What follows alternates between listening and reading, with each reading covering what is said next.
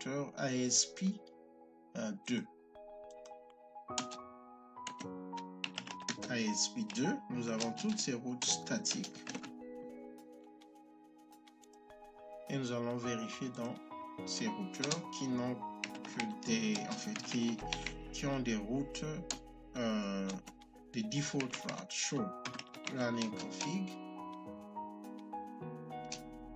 Je vais recopier cette route. Et là, c'est le LAN 30. Donc, au niveau du LAN 30, nous allons mettre routeur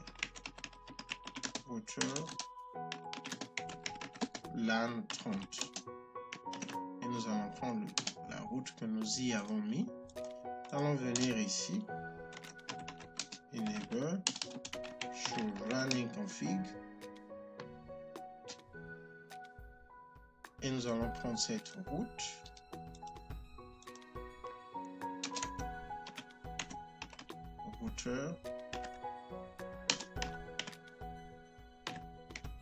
Routeur LAN 40. Allons mettre ça ici. Alors, nous avons maintenant toutes les routes que nous avons configurées dans ce réseau et nous allons essayer d'analyser. La première chose, telle que nous l'avons dit au départ, ce que vous devez faire, c'est de savoir, d'essayer de compter ou encore de faire un IP diagram.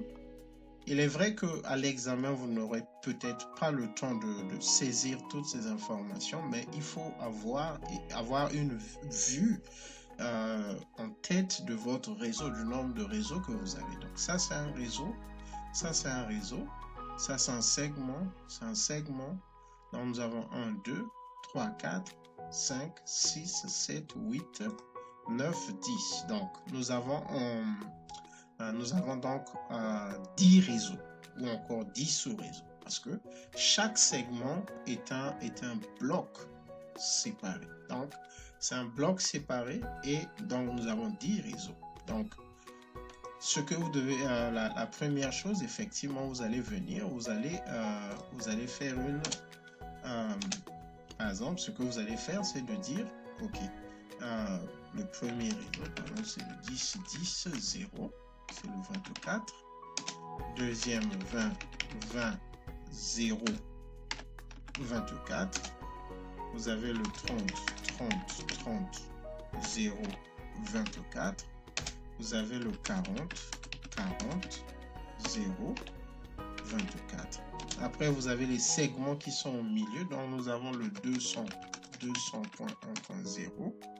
C'est le 29. Alors, ça, ici, je vais copier. Je vais mettre ici.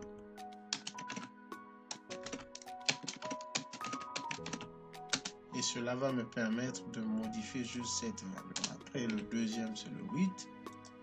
Le troisième, c'est le 16. Le quatrième, c'est le 24. Le cinquième, c'est le 32. Le sixième, c'est le 40.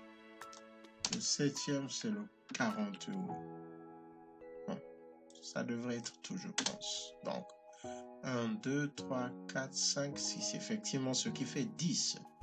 Lorsque vous faites le IP addressing, vous pouvez donner plus de détails. LAN 10. Ok, nous allons appeler ça LAN 10. Ici, c'est le LAN 20.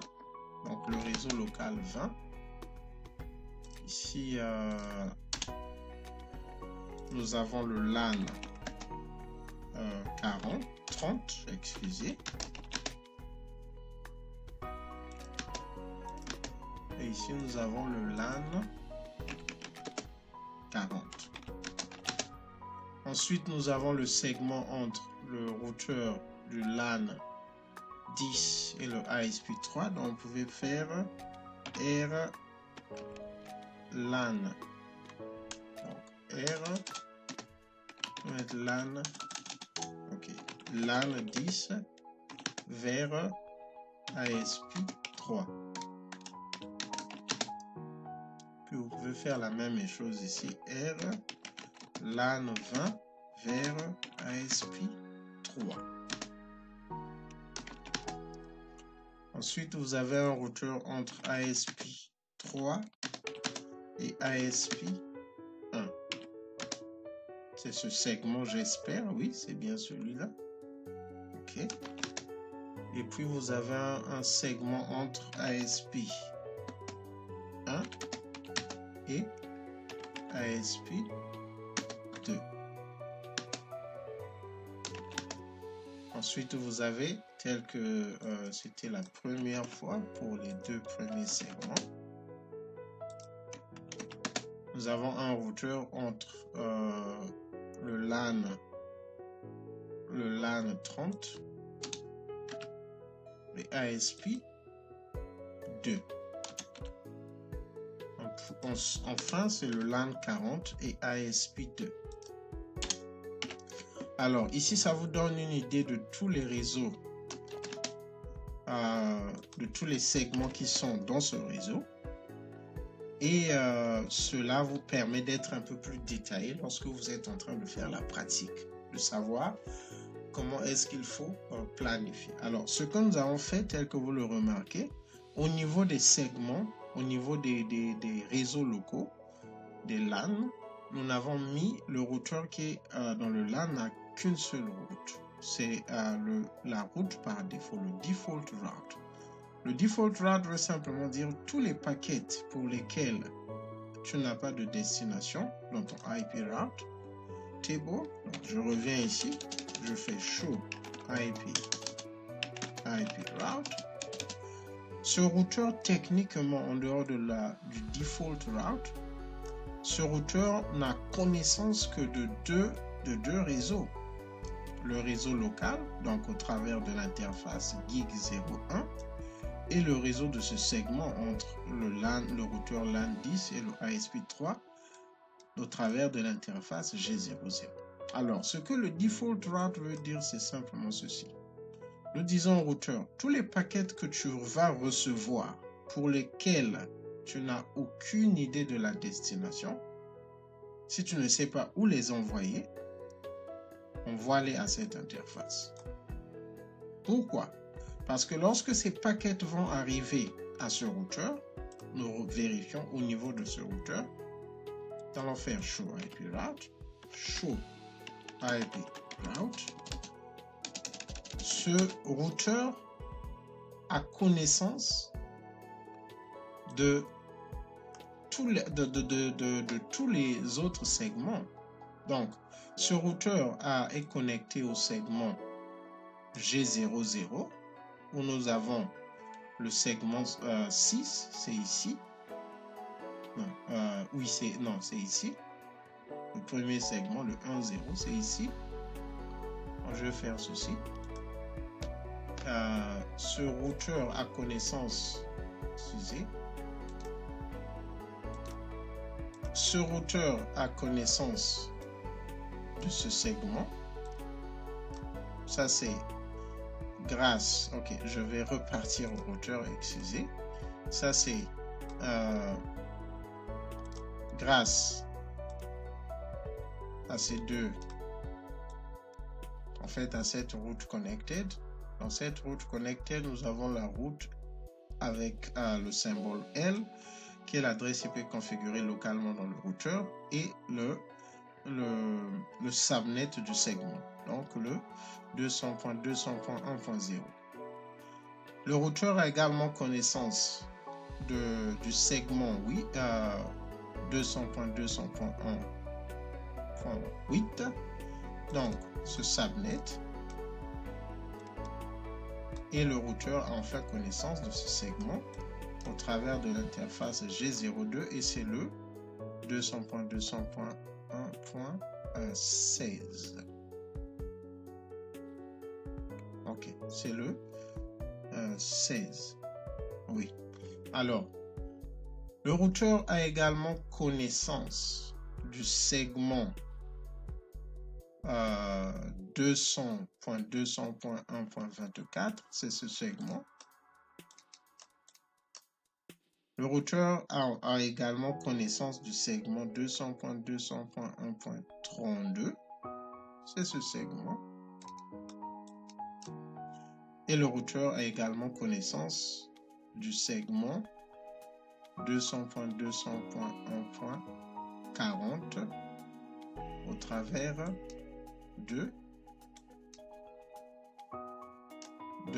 en fait, c'est ce segment au travers de ces routes statiques. Donc, il connaît cette. Donc, je vais repréciser cela. Le routeur a connaissance de ce segment au travers. C'est un directly connected.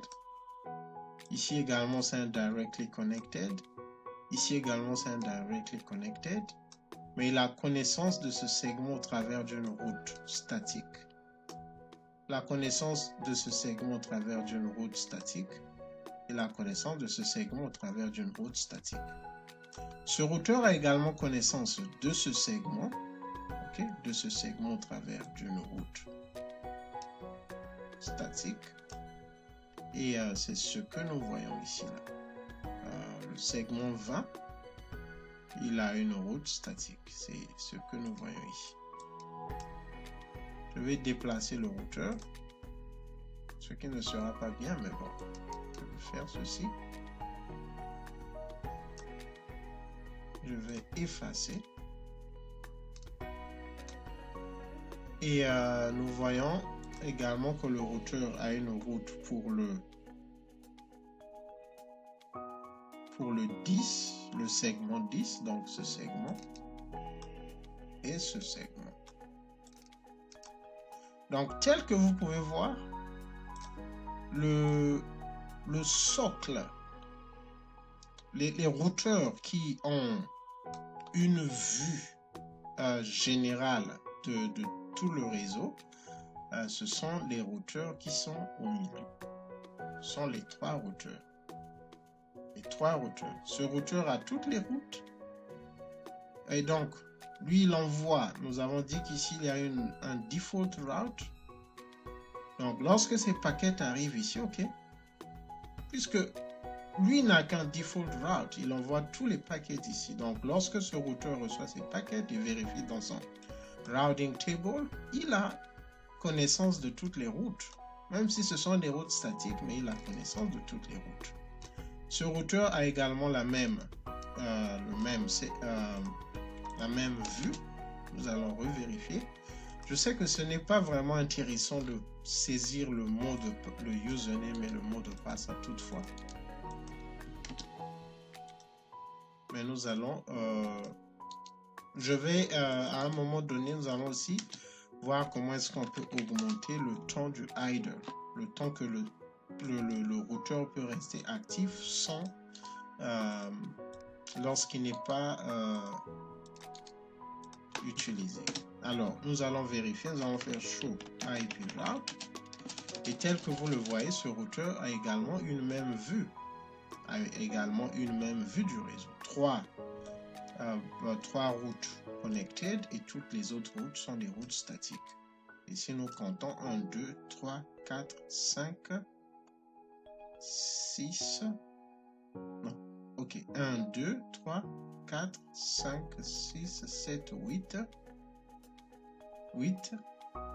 il y a une route de plus, il me semble. Ok, voilà. Il y a une route de plus simplement parce que dans ce routeur, nous avons une route que nous avions précédemment configurée pour lui permettre d'atteindre ce réseau. Le 192, c'est ce que nous voyons ici. Si je vais ajuster cela, c'est ce que nous voyons sur cette route statique. Donc, si nous reprenons, nous avons une route 2, 3, 4, 5, 6,